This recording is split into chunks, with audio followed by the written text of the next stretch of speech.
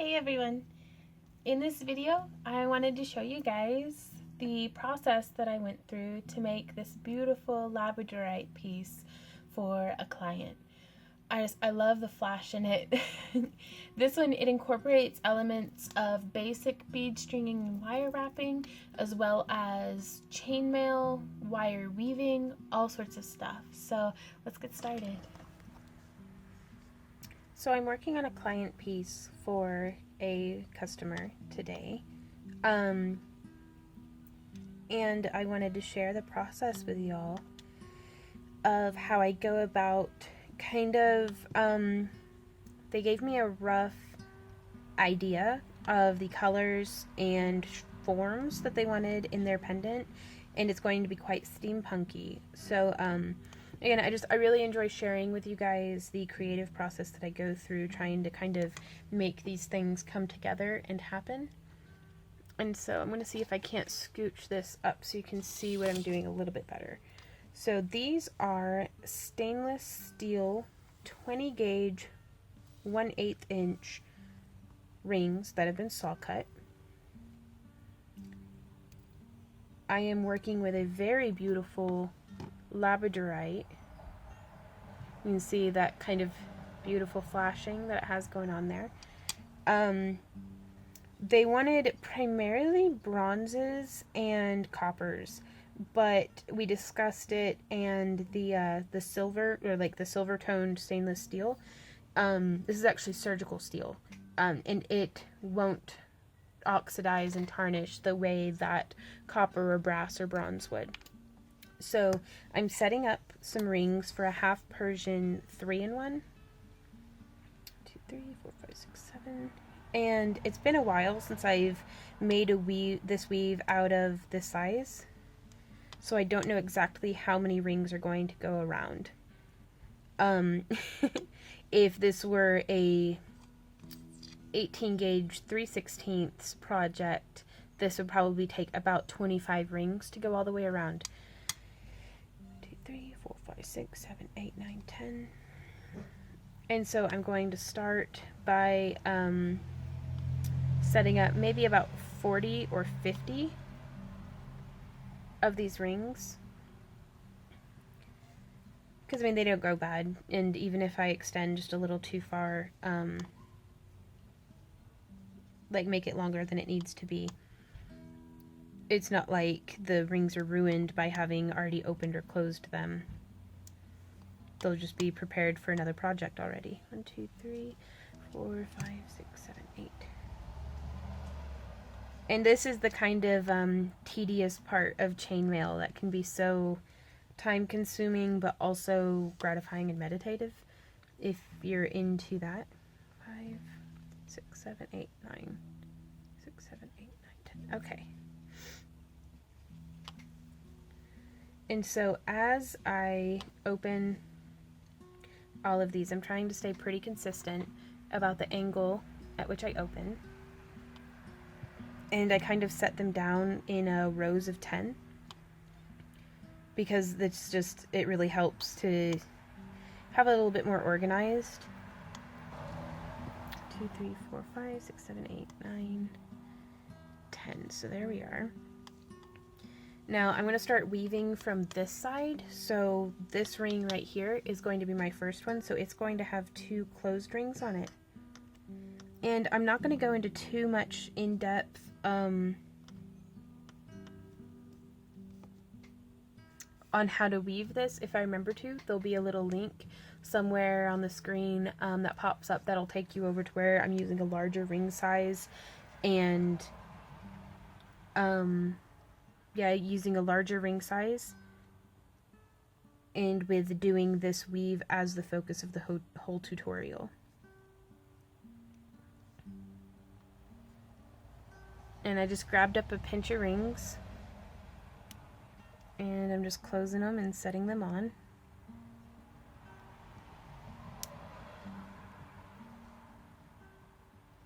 And I think to keep this from being ultra monotonous,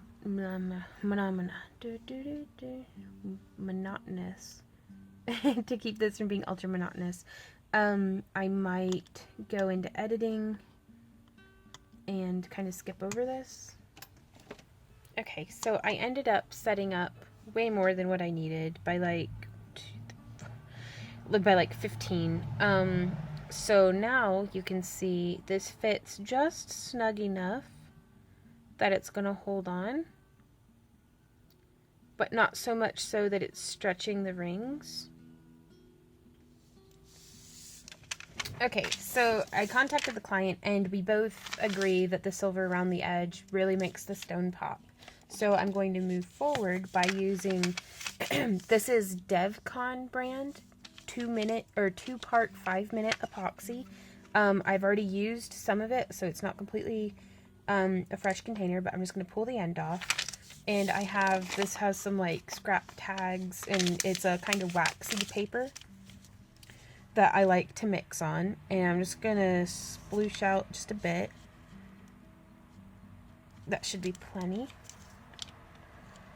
Put the cap back on and set this aside so that I don't make a mess, as I do. And I've got a toothpick here that I'm just going to mix it together quite thoroughly. But yeah, I save all of my little tag sheets because I use them, you know, for mixing epoxy. And it's, again, the hoarder in me, but it's, I mean, better than using a brand new piece of paper. And so I'm gonna let this sit because I don't want to use it immediately because it's still pretty runny. Like if you can see, and you can put your hand on the back side of the paper and you'll be able to actually feel whenever it starts heating up. You can see it's still pretty runny. Whenever the epoxy starts heating up, that's whenever, like, you want it to already be on the piece by then. So I'm gonna make sure my bezel, yep, it's nice and fitted. So I'm gonna pick up a big glob of it and oops, and so of course the chainmail pops off right as I start setting the epoxy. So now I'm going to try my best to not get epoxy everywhere while I squeeze this bezel back down. And it's getting everywhere. Oh god. The humanity. It's okay though, this happens. This is a thing that happens. So we're just going to pull that right back up to where it goes. Keep that epoxy from making just a nightmare everywhere. If you get this on your hands, do not eat it. That is a bad idea.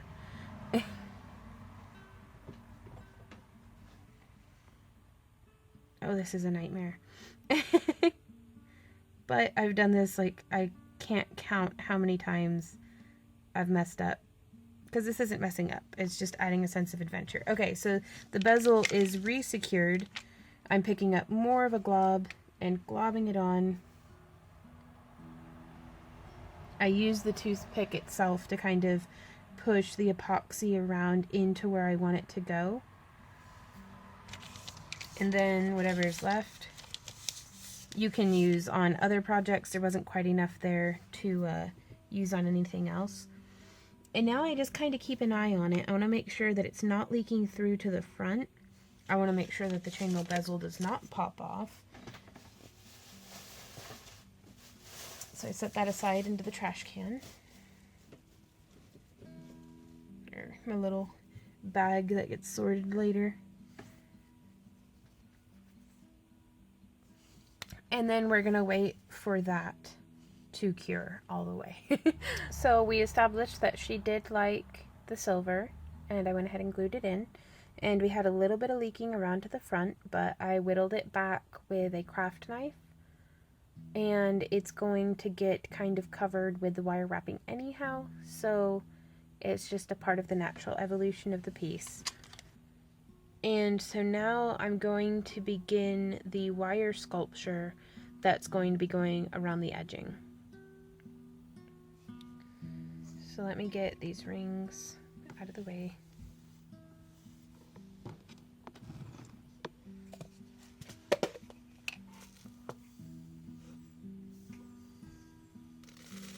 And I don't particularly have like a plan, which you'd think that I would, but I don't.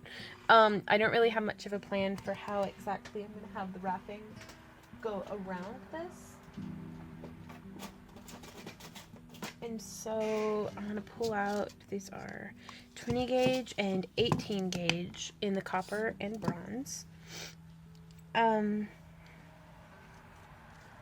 going to do one roughly 25-inch length of the copper and two 20-inch lengths of the 20 gauge bronze. And both of these here that I am using are Parawire. It's my favorite enameled copper to use. And then I am going to use, it's going to be the antique copper, but this I had grabbed a 24 gauge. Let me go grab a 26 gauge. Well, it looks like I grabbed the 24 gauge because that's what we have. So I guess that's what I'm going to be using. And that's fine. It's just going to be a little harder on my fingernails. So I pulled off a complete arm span, and I'm about 5'4". So now I'm going to take this is going to be my center wire, and I'm going to be having a wire on either side of it. Just like that. So I'm going to find kind of a little past the mid-range, like right here. If you can see, there's that much. It's right there, and there's that much more. And I'm going to wrap like maybe 15 or 20 times. Sorry, I don't mean to go off camera. Just around this core, our centralmost wire, which is the 18 gauge. I'm going to use my bent nose pliers to smush down this little part. And I'm just adding in a little bit of a treat of coiled wire here on this one, because it really does, I think, give a very nice steampunky look. I'm going to hold on to this with my bent nose pliers just to keep it stabilized.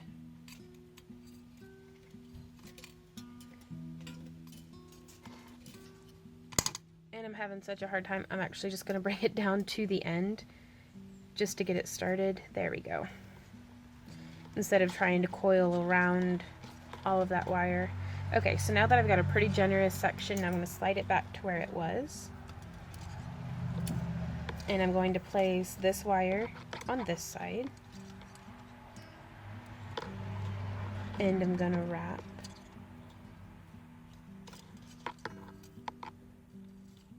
around one and then around the center, just like that. And then I'm going to place this one on the other side, and I'm going to bend it so it doesn't get in the way, and I'm going to wrap so that it goes around both, and then separate those wires out, and then so that it's just going around the middle. If you can see how that looks there.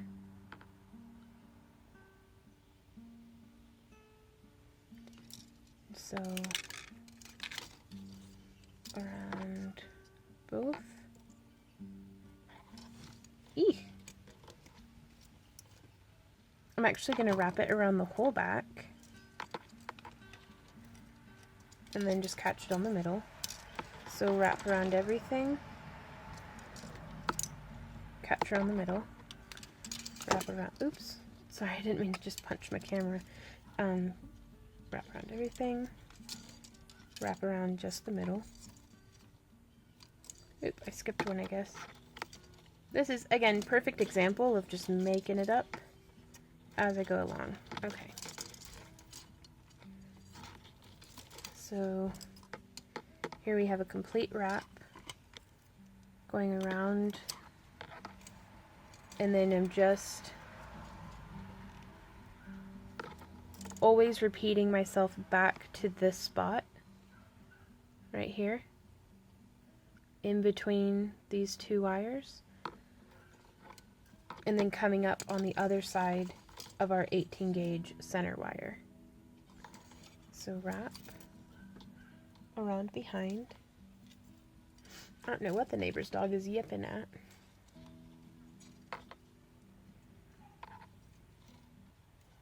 I'm going to keep all my wires nice and neat.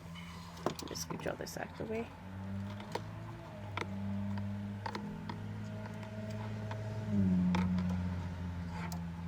And come up from behind. Press down. Wrap around. Getting snagged on everything here.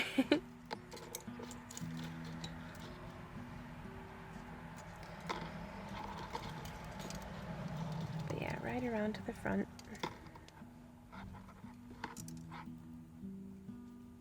Pushing up from behind, right there.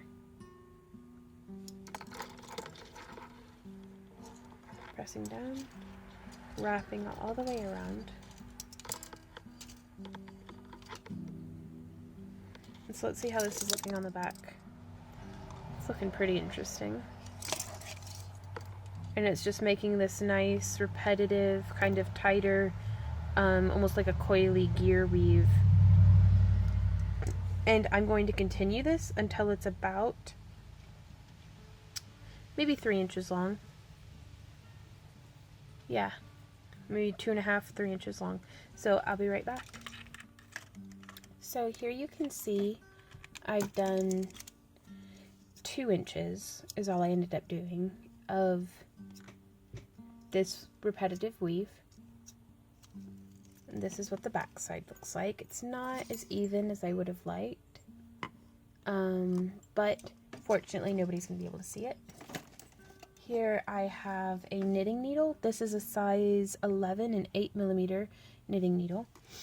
And I'm going to take this and just bend around.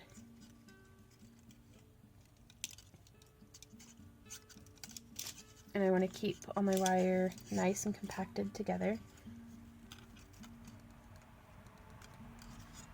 And I'm going to leave the knitting needle in there, in the loop, and then I'm going to wrap around.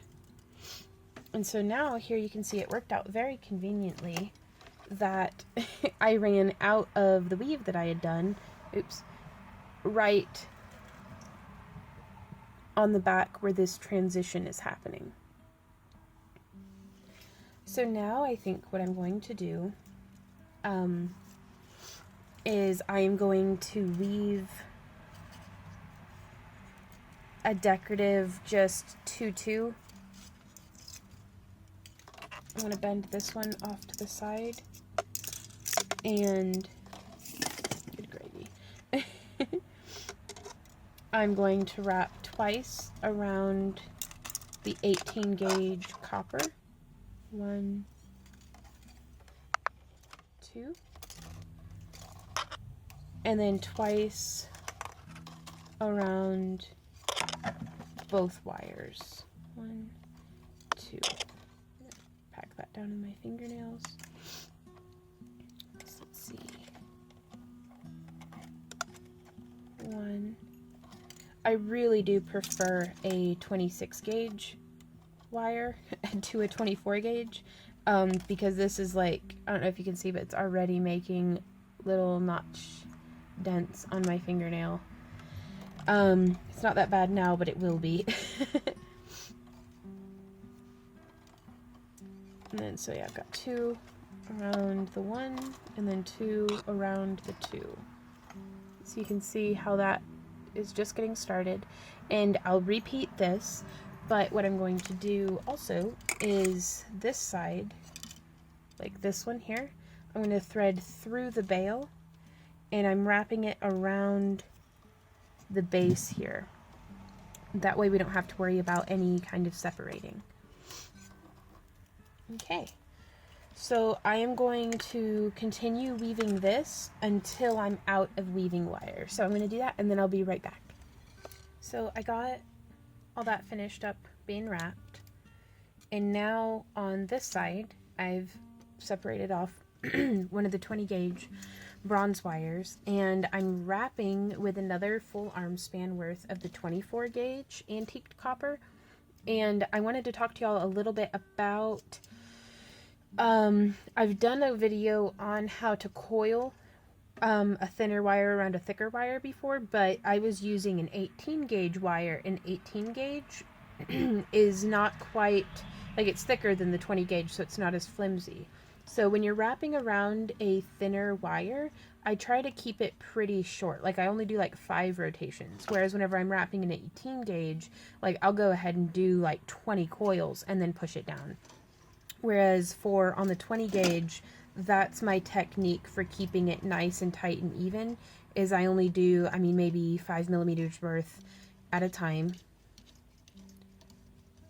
You know, so like 5 to 10 wraps before I move my fingers up. And I just keep that point of pressure and stabilization really close to where I'm doing the coils.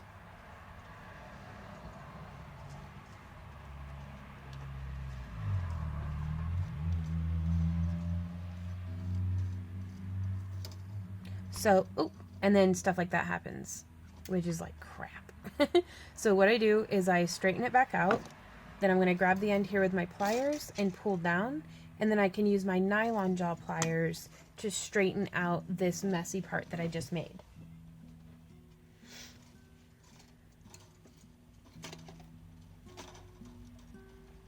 And so now whenever I put the coil back on top of that wire, it's still nice and smooth.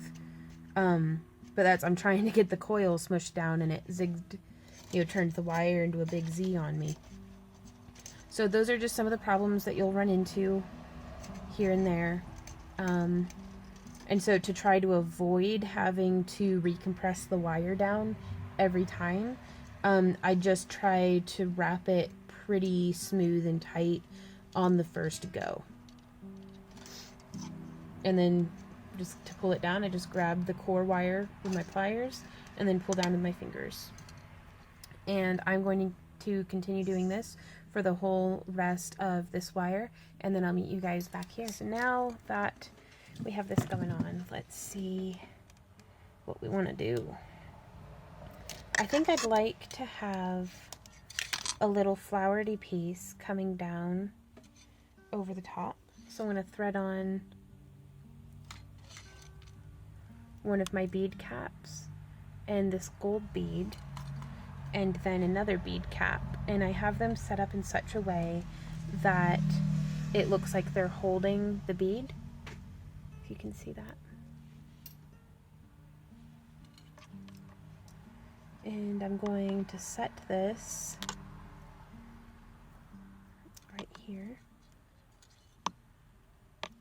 and I'm going to thread this wire, it's a 20 gauge, through this chainmail bezeling.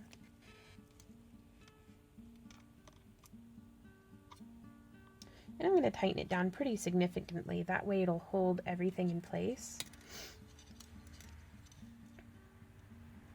And that way it won't mind so much the slight offsetting of the bail. It kind of fills that in and makes it look quite intentional, whenever really none of this was intentional. Faking it till we make it, guys. And so from here, I have the 20 gauge that I coiled, the bare 18 gauge, and then the bare 20 gauge again. And over here we have this cool weaving that I had done.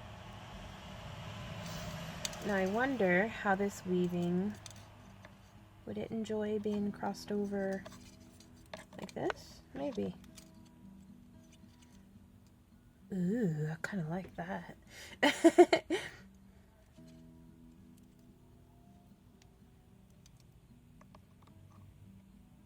Let's see here.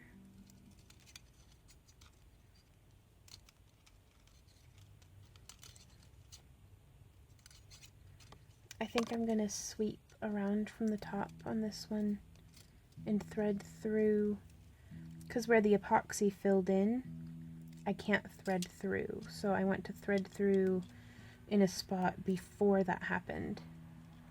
So there we go. I'm just going to feed that through nicely.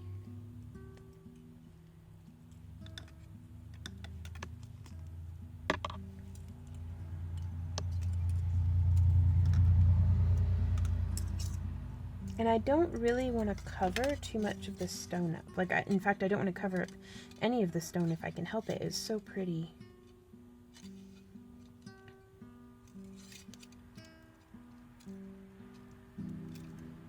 So I'm getting a kind of little squiggle here with this woven bit.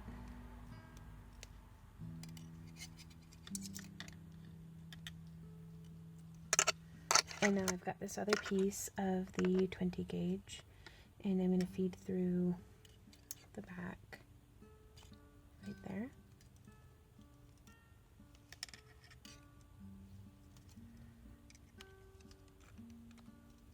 And then it's going to feed through from the back again right here.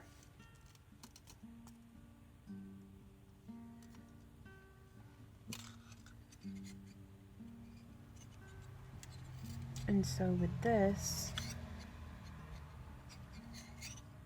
that does give us a little, I'm going to pull this in just a touch.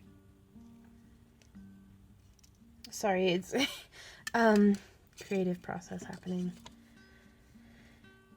I kind of like that. I mean, really squiggly and organic-y.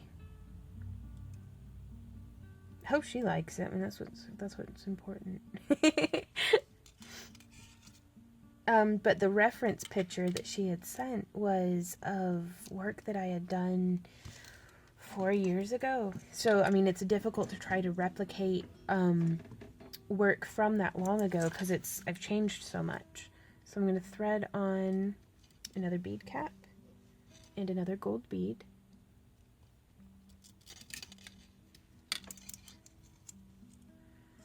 Butt that down as much as I can. And I'm actually going to bend it around towards the back. And I'm going to feed it through. We've got this gap right here. I'm going to feed it through there. Because I'm kind of just seeing what happens. You know, letting the piece evolve on its own. Yeah, it needs the other bead cap. So I'm going to unfeed it through. Put the other bead cap on, because to me this is such the fun part of getting to do something creative, is the actual creating process. But see how that filled that in so nicely, and now you can't tell that epoxy leaked through at all. Yay. And so I'm going to do one final wrap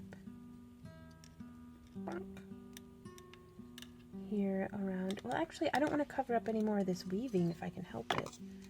I actually want to turn out the bit of weaving that's already here to keep it well displayed.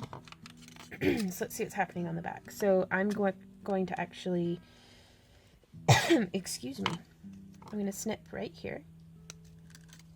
And I'm going to use my round nose pliers to make a little loop-de-doo on the back. Well, a spiral. Loop-de-doos are something else entirely. I actually have no idea what a loop-de-doo is, but I'm sure it's a technical term for something. So with this spiral that I've made, I'm actually going to lift this wire, press that through, and it's behaving like a cinch down. So now it's stabilized, and on the back it's just a cute little spiral that's not going to snag anything or poke anybody. And you can take this wire and just put some little ziggies in it. Oh, y'all, I really like that.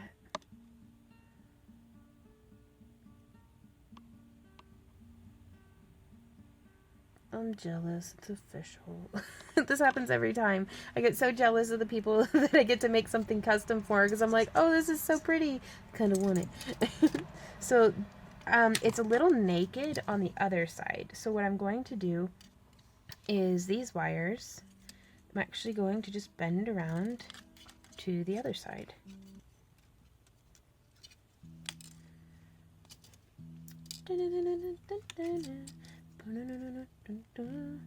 And I think this one I'm just going to make into a cute little spiral.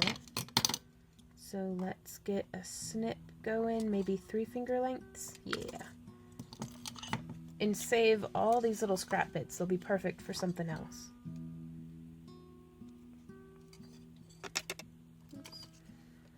And I'm just going to go spiraling down. It's times like now that I wish I had like a torch, because I would ball the end of this, but I don't know how to do that. But that's the next skill set that I'm really kind of aching to tackle, is like forgery and actual metal smithing. That way I can level up my jewelry game here a bit.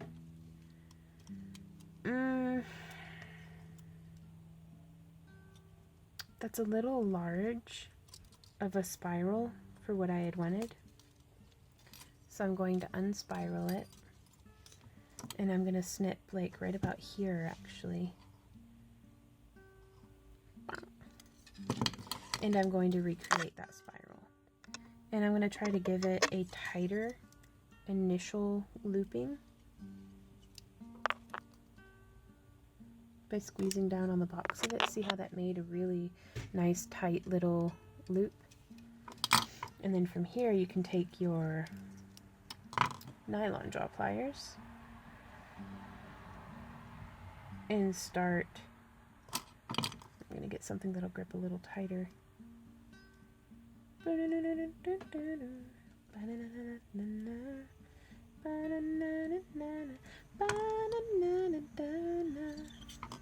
I don't know why I have Spice Girls music in my head, but I do.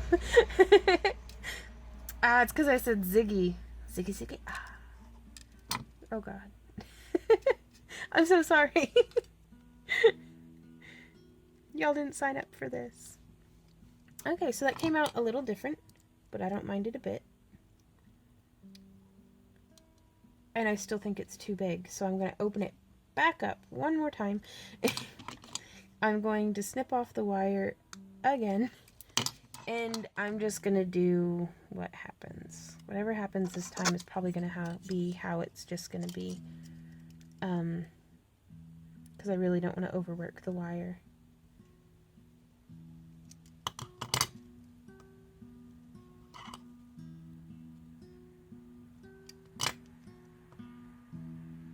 You know, and I think that's fine. I think that came out just right. And so now I get to make fun little things on the side like this that are going to need stabilized. So I'm going to take this wire here and fold it across the back. And I'm going to feed up from behind. Alas, I filled it through with the epoxy. Drat. Crapola is another word I really like. Bark, bark, bark. Bum, bum, bum, bum, bum, bum, bum, bum, bum. Well, crud buckets. There we go. Nope. There. Nope. Drat. I say again. Drat.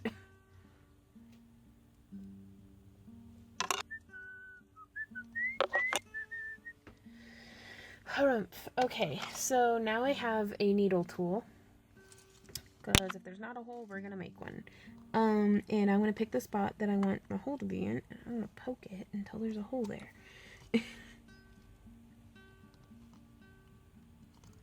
Also, if I had a fine bit Dremel, that'd be perfect for this, but I don't. So, it's pokey time. Da, da, da, da, da, da, da. But yeah, you can see that's just coming right through there. Again, I apologize. I don't get out much. I'm lonely. Just the cat won't talk to me anymore. And so we've made a little hole for ourselves. That's perfect. And so I've stitched up through the back on this side. And now I'm going to stitch down through the front on the next one over. So I gotta poke another hole.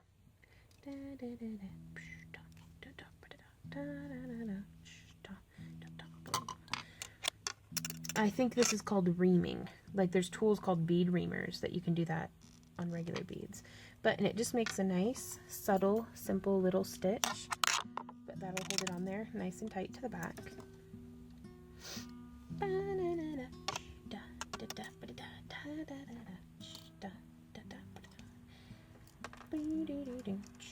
Oh, and these spin! That's so cool! Boop, boop, boop.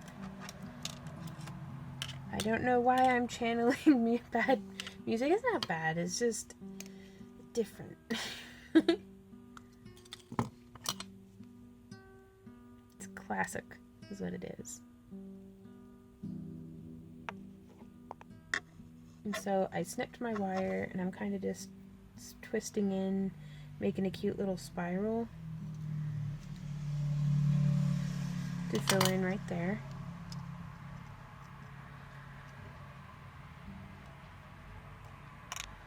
And I want this to come down,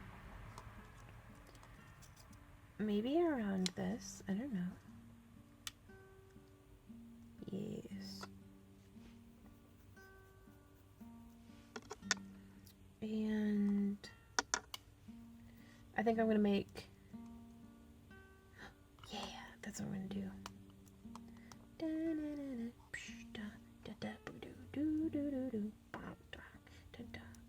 Because you could double up on it, but I don't much like the doubled up. But, okay, so I don't like the doubled up all the way. So I'm going to double it up like that, and then I'm going to have it come back in spiral. So I'm going to cut here, right there. So I'm going to open that up with my fingernails. It's really difficult. So I'm just going to snip it. And now, to give myself a place for my wires to grip onto, I'm just going to pull the wire and like unravel some of it. I don't even know what I'm singing now.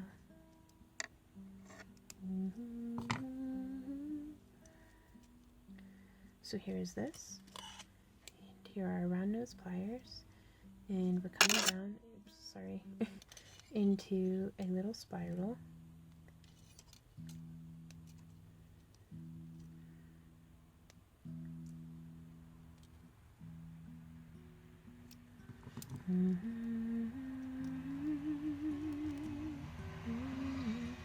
Tighten it down with my fingers a bit, smooshing it down like that. And now I'm going to take this wire that I've threaded around, and I am going to stabilize it by hooking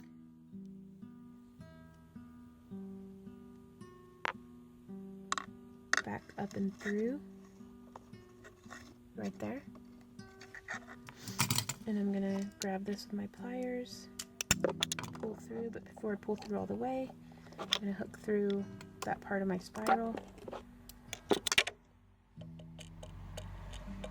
And I'm going to try to make that as tight and secure as I can. Oh, and I'm going to try to gently curve this open. That way I can reinsert my stabilization wire through, just like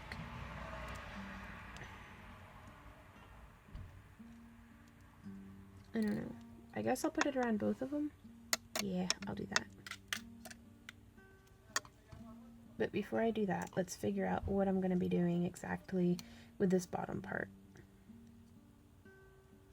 Which I think I'm just going to finish it off with a nice, cute, simple spiral.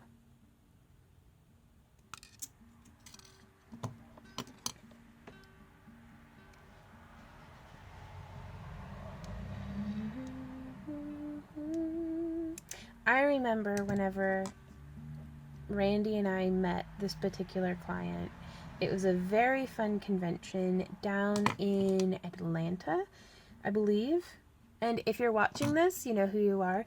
Please correct me if I'm wrong, but that was just the coolest convention I have ever been to, and y'all were so cool. We were jamming out at the rave, I think, and y'all had absinthe. I don't know, it was just, it made such an impression, and y'all were so cool. And then we saw you again at OhioCon, maybe?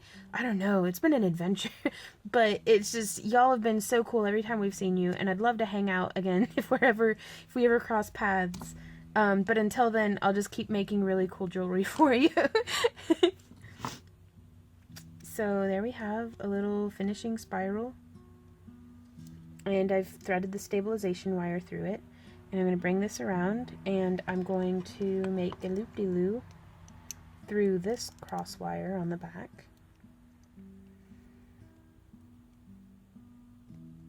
Now this is a bit of information both for the client that this is going to, as well as anyone who would like to be a client. All of my work does come with a lifetime repair warranty, so the stone shouldn't pop out on this, but if ever it does, just pick up all the pieces and send them to me, and I'll fix it up and send it back to you free of charge. So that's... we try to make it durable, but just in case. Oh my gosh, that's so pretty! Oh, I'm in love with this! Oh, I'm so jealous! Oh, I really like that. It doesn't look anything like the original picture. Okay, I'm gonna take pictures of this and send it to her and hope that she likes it. So I'll be right back, guys.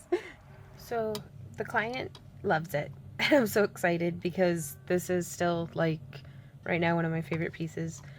And so I'm making, we agreed upon the style of necklace.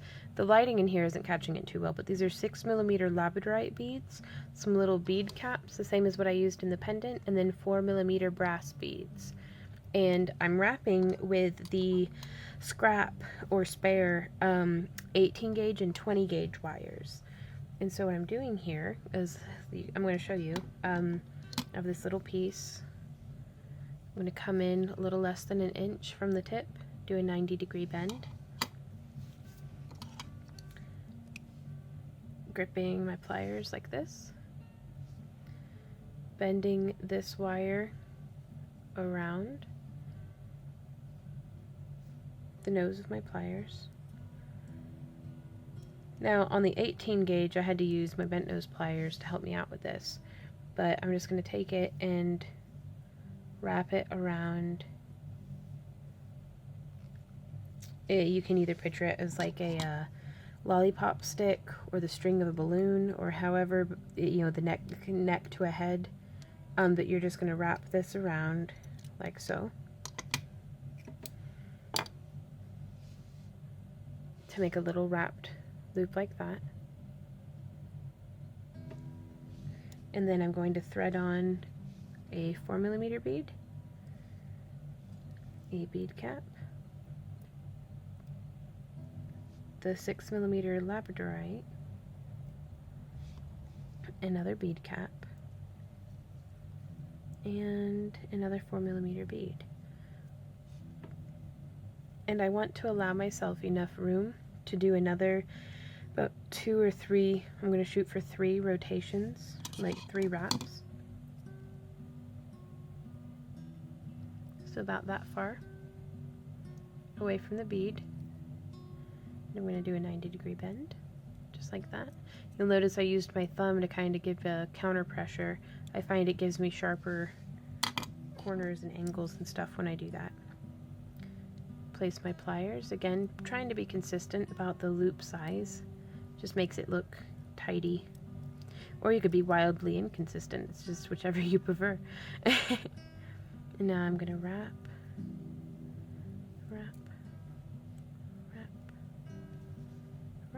and before I smush it down all the way, since my wire snips don't go in very far, because I mean you can see how messed up their tips are, I really need some new wire snips. I'm just going to get in there and cut it, and so you can see the kind of tail that left right there. Sorry, my hands are filthy. I've been out in the yard and It's just a busy day. But I wanted to come, and these are working hands, not well manicured hands. We've been dealing with kindling here on the homestead, and it's always very challenging and very rewarding. So, but yeah, so there we have. I made 4 in the 20mm and 4 in the 18mm. Oh, not millimeter, gauge. 20 gauge, 18 gauge, sorry. And now this one is a 16 gauge bright aluminum ring that with an inner diameter of 1/4 of an inch. And what I'm going to do is I'm going to take these two and the pendant and just hook that together and then close it. And this is how I'm going to start building the necklace kind of off of itself. And this way too, you don't have to worry about the necklace traveling up and down the chain. Right here, I have some 18 gauge 1/8 inch rings that I've already opened, also bright aluminum. And I'm going to just, sorry, I don't mean to go off camera, just hook on. I'm alternating between the 18 and 20 gauge. But just hooking, joining them together just like I would any regular old bead link.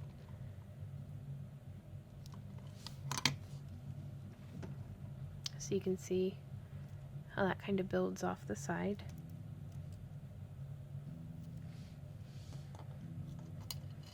And I'm going to do one more off of over here.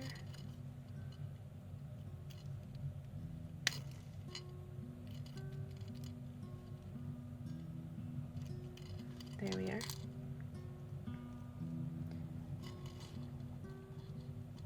I really liked incorporating the gemstones in this flower motif along the necklace, like the neckline of the piece. I really hope the client enjoys it as well.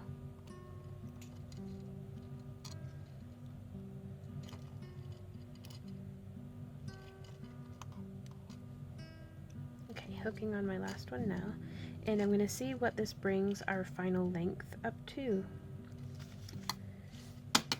And it looks like that brings us up to only 11 inches. That's way too short. So what I'm going to do then is I have this enameled iron chain. So it looks like copper that's been oxidized, but it's actually iron that's covered in a vinyl enamel. I get my chain from the ringlord.com. They're the same folks I get my rings from, and I trust them. Whenever they tell me a metal type, I have a tendency to believe them. So that's 11, 12, 13, 14, 15. Okay, so I'm going to do about 4 inches on each side. And what's really nice about this chain is it will stick to a magnet, so it makes cleanup really easy. Ping and chain. So there's one 4-inch segment. 1, 2, 3, 4. Here is another 4-inch segment.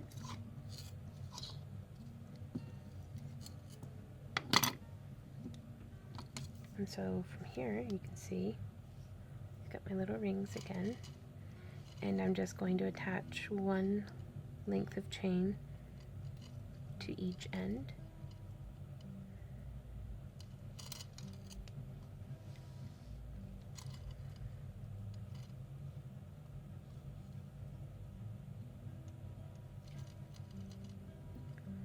Just like so. And so that makes it, oh, that's much better as far as the length goes. And so I'm going to put away my extra chain.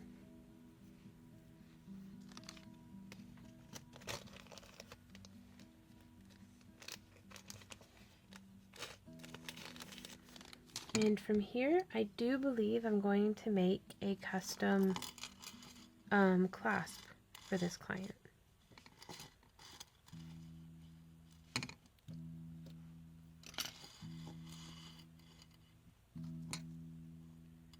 Actually, I think it's going to be a little too long. I'm going to take about 1 inch of the chain off from each side.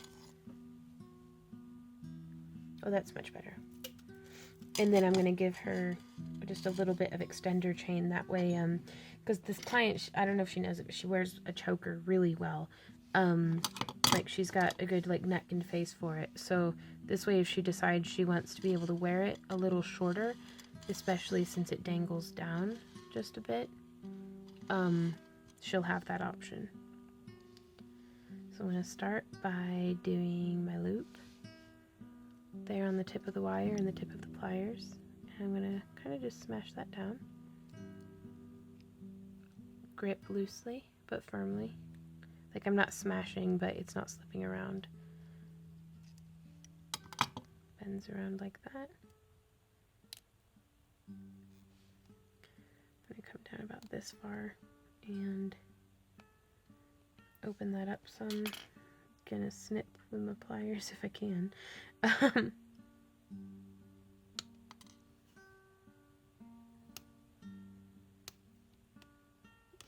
come on. This is where having good tools makes all the difference, you guys. There we go. I'm gonna smooth this down to make sure there's no rough edges or anything like that. And I'm going to grip it right there, and I'm going to make the little loop.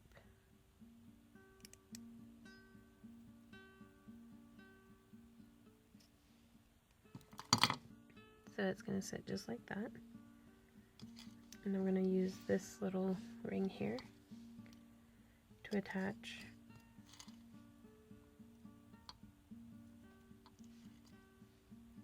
just like that.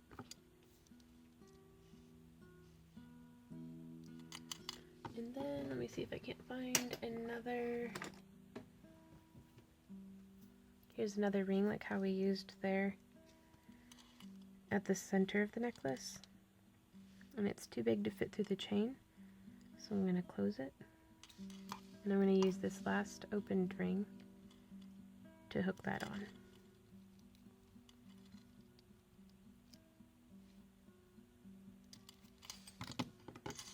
So there we are, you guys. This is how y'all got to witness how I make this necklace completely from start to finish. So pleased with how it came out. It's got a nice custom clasp. Very pretty necklace. Very pleased. Hey guys, so I hope that this tutorial was helpful to you.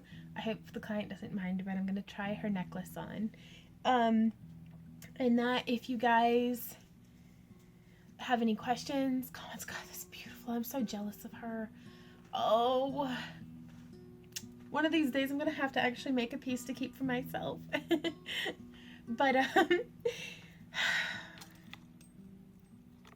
it's getting to do stuff like this that keeps the joy in all of the things that we do here at Back to Earth Creations. So thank you, client, you know who you are, for placing a custom order and letting me get all artsy-fartsy on it. If you guys have any questions, comments, or ideas, please contact me. You all know I love talking to you guys.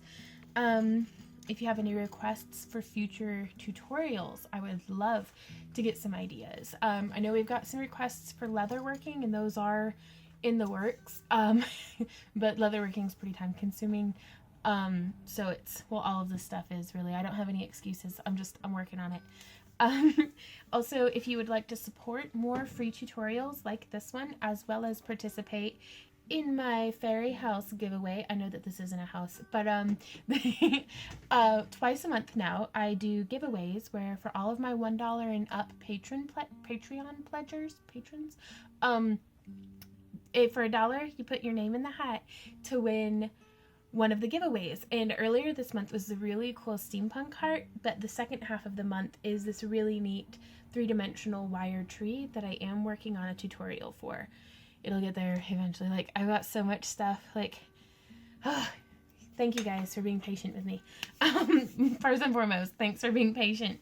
Yeah. I hope y'all go forth and take some ideas from this to incorporate into your own creative endeavors.